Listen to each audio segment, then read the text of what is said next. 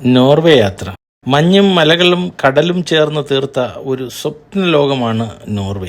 സ്വീഡന്റെ തലസ്ഥാനമായ സ്റ്റോക്ക്ഹോമിൽ നിന്ന് നോർവേയിലേക്ക് റോഡ് മാർഗമായിരുന്നു ഞങ്ങൾ പോയത്. മനോഹരമായ കൃഷിയിടങ്ങളും സുന്ദരമായ കെട്ടിടങ്ങളും പുഴകളും വനങ്ങളും മറ്റു ഭൂപ്രകൃതിയും ആസ്വദിച്ച് വളരെ രസകരമായിരുന്നു ആ യാത്ര.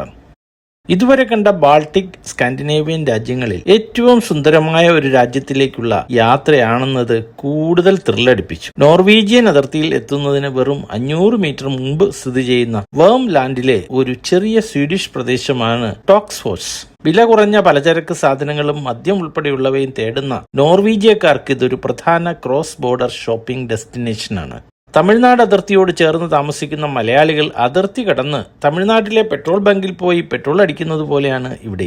നികുതിയിൽ കുറവുണ്ട് എന്നതാണ് കാരണം. ഇനി ടാക്സ് ഫ്രീ ഷോപ്പിംഗ് വേറൊരിടത്തും ഇല്ലെന്നും കുപ്പി വല്ലതും വാങ്ങണമെങ്കിൽ ഇവിടെ നിന്ന് വാങ്ങണമെന്നും പറഞ്ഞുകൊണ്ട് ഗൈഡ് അവിടെ സ്വീഡനിലെ അവസാനത്തെ മാളിൽ ഞങ്ങളെ ഇറക്കി. അവിടെ ഒരു പഴയ വൈക്കിംഗ് റൺസ്റ്റോൺ ഉണ്ടായിരുന്നു. അത് അതിർത്തിക്കല്ലാണെന്നാണ് ഞാനും ആദ്യം കരുതിയത്. സ്വീഡന്റെ അതിർത്തി അവിടെ നിന്നും 1/2 കിലോമീറ്റർ കൂടി മാറിയായിരുന്നു. ക്രോസ് ബോർഡർ ഷോപ്പിങ്ങിന് ടോക്സ്ഫോസ് പ്രസിദ്ധമാണ്. മാക്സിമാറ്റ് പോലുള്ള വലിയ സൂപ്പർ മാർക്കറ്റുകൾ അവിടെയുണ്ട്. ഇനി പോകുന്നത് ഫ്രാം മ്യൂസിയത്തിലേക്കാണ്. നോർവീജിയൻ ധ്രുവ പര്യവേക്ഷണത്തിന്റെ കഥ പറയുന്ന ഒരു മ്യൂസിയമാണ് ഫ്രാം മ്യൂസിയം. നോർവേയിലെ ഓസ്ലോയിലെ ബൈഗ്ഡോയ് ഉപദ്വീപിലാണ് ഇത് സ്ഥിതി ചെയ്യുന്നത്. വടക്കു പടിഞ്ഞാറൻ പാസേജിലൂടെ സഞ്ചരിച്ച ആദ്യത്തെ കപ്പലായ യുവ എഴുതുന്നത് GJOA എന്നാണ്.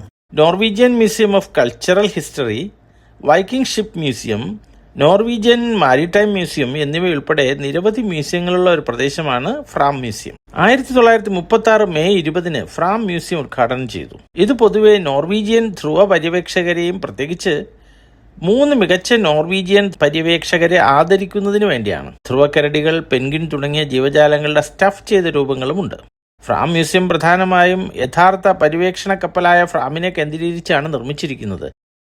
ഫ്രാമിന്റെ യഥാർത്ഥ ഉൾഭാഗം അതേപടി നിലനിർത്തിയിട്ടുണ്ട്. സന്ദർശകർക്ക് കപ്പലിനുള്ളിൽ പോയി അത് കാണാൻ കഴിയും. നോർവേയിലെ ഓസ്ലോയിലുള്ള ഈ ഫ്രാം മ്യൂസിയം പ്രധാനമായും നോർവീജിയൻ ധ്രുവ പര്യവേക്ഷണത്തെയും ഐതിഹാസിക കപ്പലായ ഫ്രാമിനെ പൂർണ്ണ രീതിയിൽ പ്രദർശിപ്പിക്കുന്നതിനുമാണ് ഉദ്ദേശിക്കുന്നത്.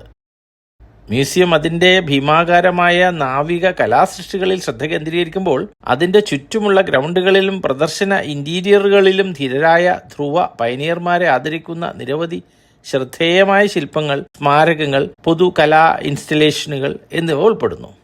പ്രധാന ശില്പങ്ങളും സ്മാരകങ്ങളും 3 നോർവീജിയൻ ധ്രുവ പര്യവേക്ഷകരായ ഫ്രിഡ്ജോഫ് നാൻസൻ, റോൾഡ് ആമുണ്ട്സൻ, ഓട്ടോ സ്വെയർഡ്രപ്പ് എന്നിവരുടെ വെങ്കല പ്രതിമകളുമുണ്ട്. ദക്ഷിണ ധ്രുവത്തിലെത്തിയ ആദ്യ മനുഷ്യനാണ് റോൾഡ് ആമുണ്ട്സൻ. ഇനി സന്ദർശിക്കാൻ പോകുന്നത് ഒരൊറ്റ കലാകാരൻ നിർമ്മിച്ച ലോകത്തിലെ ഏറ്റവും വലിയ ശില്പ പാർക്കായ ഫ്രോഗ്നർ പാർക്കിലേക്കാണ്. ഇതാണ് ആ കലാകാരൻ, ഗുസ്താവ് വിഗേലാൻഡ്. നോർവേയിലെ ഏറ്റവും പ്രശസ്തമായ വിനോദസഞ്ചാര ആകർഷണമാണ് ഫ്രോഗ്നർ പാർക്ക്. പ്രതിവർഷം 1 മുതൽ 2 ദശലക്ഷം വരെ സന്ദർശകർ ഇവിടെ എത്തുന്നുണ്ട്. ആധുനിക ഒസ്ലോ മേഖലയിലെ ഏറ്റവും വലിയ എസ്റ്റേറ്റുകളിൽ ഒന്നായിരുന്നു ഫ്രോഗ്നർ മാനർ. പാർക്കിന്റെ തെക്ക് ഭാഗത്താണ് മാനർ ഹൗസ് സ്ഥിതി ചെയ്യുന്നത്. 1909 അവിടെ തുറന്ന ഓസ്ലോ മ്യൂസിയവും ഇവിടെയുണ്ട്. 1904 മുതൽ ഫ്രോഗ്നർ പാർക്ക് പൊതുജനങ്ങൾക്കായി തുറന്നു. ഗുസ്താവ് വിഗേലാൻഡിന്റെ ശില്പവും ഇവിടെയുണ്ട്. ഫ്രോഗ്നർ പാർക്ക് നഗരത്തിലെ ഏറ്റവും വലിയ പാർക്കാണ്. 45 ഹെക്ടർ വിസ്തൃതിയുണ്ട്. മനുഷ്യ ജീവിത ചക്രത്തിലൂടെയും മനുഷ്യവികാരങ്ങളുടെ പൂർണ്ണ സ്പെക്ട്രത്തിലൂടെയുമുള്ള ഒരു സ്മാരകവും ദൃശ്യപരവുമായ യാത്രയാണ് ഇതിൻ്റെ കാതലായ ആശയം. ജനനം മുതൽ മരണം വരെയുള്ള ജീവിതചക്രം ഇവിടെ ശില്പവൽക്കരിച്ചിരിക്കുന്നു. കലയെ കാലാതീതമാക്കുന്നതിനായി പൂർണ്ണമായും നഗ്നരൂപങ്ങൾ കൊണ്ട് രൂപകൽപ്പന ചെയ്ത വെങ്കലം, ഗ്രാനൈറ്റ്, കാസ്റ്റ് അയൺ പ്രതിമകളുണ്ട്. The bridge, the human experience തുടങ്ങിയ ഇൻസ്റ്റലേഷൻസ് കുട്ടികൾ കളിക്കുന്നതും യുവപ്രേമികൾ ആലിംഗനം ചെയ്യുന്നതും മുതൽ പ്രായമായവർ വരെയുള്ളവരുടെ ദൈനംദിന ജീവിതത്തെയും ബന്ധങ്ങളുടെ ചലനാത്മക ഘട്ടങ്ങളെയും പകർത്തുന്ന ശില്പങ്ങൾ ഇതിൽ ഉൾപ്പെടുന്നു. 20 വെങ്കല വൃക്ഷക്കൂട്ടങ്ങളാൽ ചുറ്റപ്പെട്ട ഈ ജലധാര പ്രകൃതിയുടെയും ജീവിതത്തിൻ്റെയും തുടർച്ചയും മാനവരാശിയെ അതെങ്ങനെ രൂപപ്പെടുത്തുന്നു എന്നതിനെയും പ്രതിനിധീകരിക്കുന്നു. ഇതൊരു മോണോലിത്താണ്.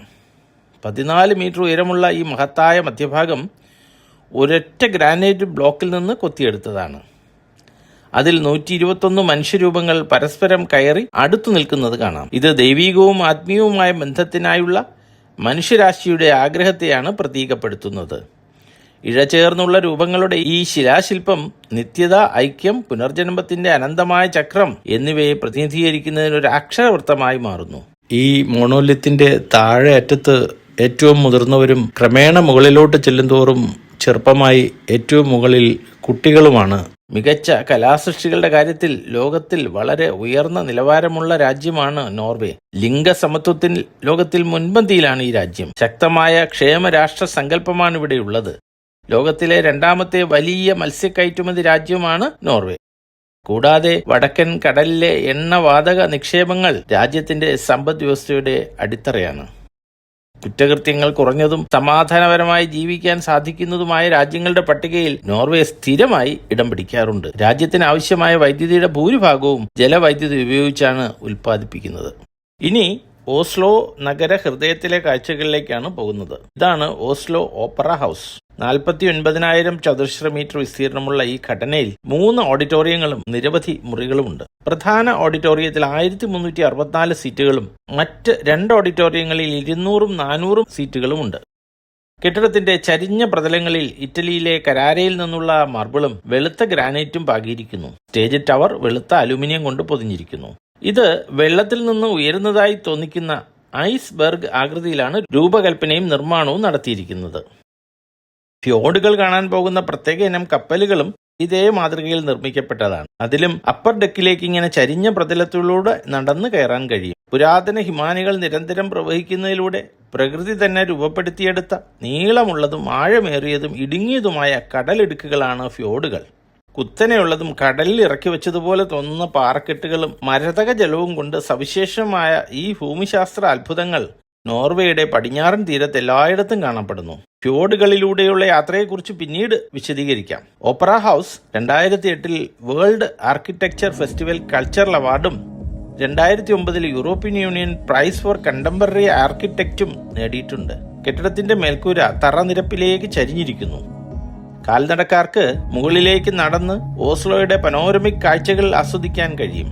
ഈ ഓപ്പറ ഹൗസിന് മുന്നിൽ പല ദിവസങ്ങളും പല ആർട്ട് സ്കൂളുകളിലെയും കുട്ടികൾ വന്ന് പെർഫോം ചെയ്യാറുണ്ട്. ഞങ്ങൾക്കിന്ന് അത്തരത്തിലൊരു മനോഹരമായ കാഴ്ച കാണാൻ കഴിഞ്ഞു.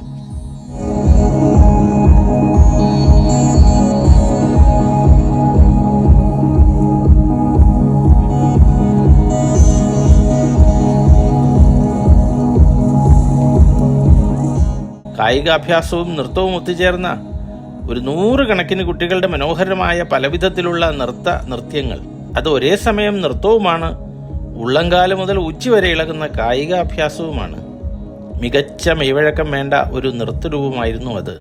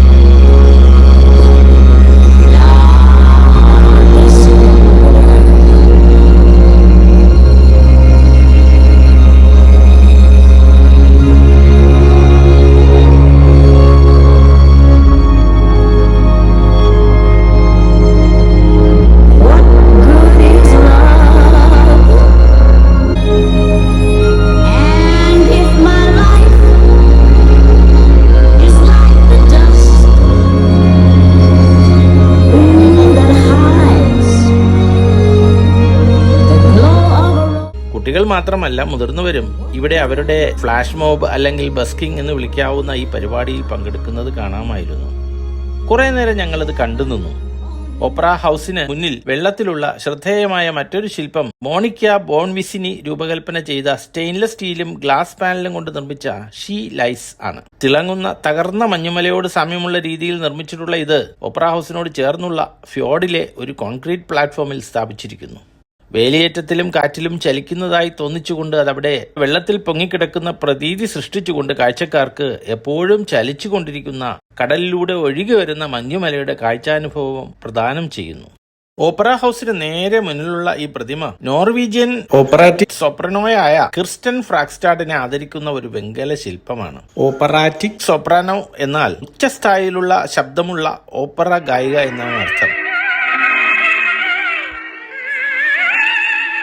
എക്കാലത്തെയും ഏറ്റവും പ്രശസ്തമായ നോർവീജിയൻ ഓപ്പററ്റിക് സോപ്രനോയാണ് കിർസ്റ്റൻ ഫ്ലാക്സ്റ്റാഡ്. ഈ ഭാഗം മൊത്തമായി ബ്യോർവിക്ക എന്നാണ് അറിയപ്പെടുന്നത്.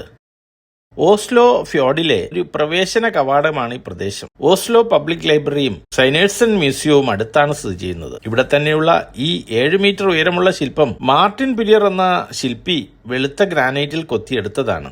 കണ്ണുകൾ കൊണ്ട് മാത്രമല്ല, നേരിട്ടുള്ള ശാരീരിക സമ്പർക്കത്തിലൂടെ അനുഭവിക്കാൻ കഴിയുന്ന ഒരു ശിലാസാന്നിധ്യം എന്ന നിലയ്ക്കാണ് അമേരിക്കൻ വംശജനായ ശില്പി അത് നിർമ്മിച്ചത്. നോർവേക്കാരുടെ ഏറ്റവും വലിയ വിനോദം വെയിൽ കായുക എന്നതാണെന്ന് തോന്നി. അവർ വെയിലിനെ അത്രയേറെ ഇഷ്ടപ്പെടുന്നു. 6 മാസത്തോളം തീരെ വെയിൽ കിട്ടാത്ത കൊടും തണുപ്പുള്ള ഭാഗമാണല്ലോ നോർവേ.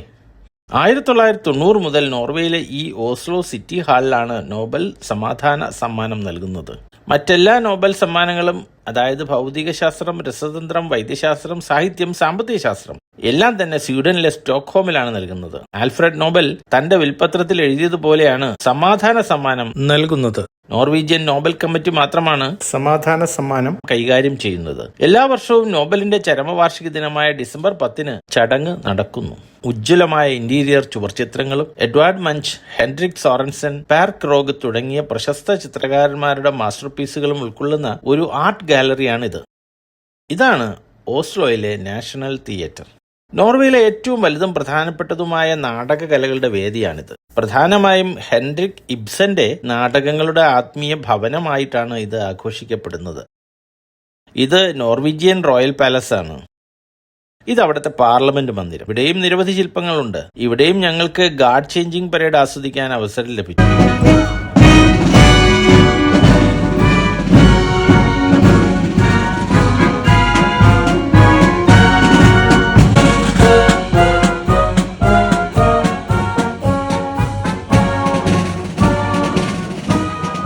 ഉയർന്ന ജീവിത നിലവാരം, ലിംഗസമത്വം, വൈക്കിംഗ് സംസ്കാരം, സമാധാനപരമായ അന്തരീക്ഷം എന്നിവയാണ് ഈ രാജ്യത്തിന്റെ പ്രധാന സവിശേഷതകൾ. ലോകത്തിലെ ഏറ്റവും ദൈർഘ്യമേറിയതും മനോഹരവുമായ ഫ്യോർഡുകൾ ഇവിടെയുണ്ട്. പർവ്വതനിരകളും ഹിമാനികളും നിറഞ്ഞ ഈ രാജ്യം പ്രകൃതി സ്നേഹികളുടെ സ്വർഗമാണ്. ലോകത്തിലെ ഏറ്റവും ഉയർന്ന ജീവിത നിലവാരവും മികച്ച ആരോഗ്യ വിദ്യാഭ്യാസ സൗകര്യങ്ങളും ഉയർന്ന പ്രതിശീർഷ വരുമാനവുമുള്ള രാജ്യങ്ങളിൽ ഒന്നാണ് നോർവേ. നോർവേയിലെ കാഴ്ചകൾ ഒരു വീഡിയോയിൽ കാണിച്ച് അവസാനിപ്പിക്കാൻ കഴിയില്ല. സ്കാൻഡിനേവിയൻ രാജ്യങ്ങളിൽ ഏറ്റവും മനോഹരമായ ഭൂപ്രകൃതിയുള്ള നോർവേയിലെ മഞ്ഞുമലകളിലേക്കും ഫ്യോർഡുകളിലേക്കും ഒക്കെയുള്ള യാത്രയാണ് ഇനി.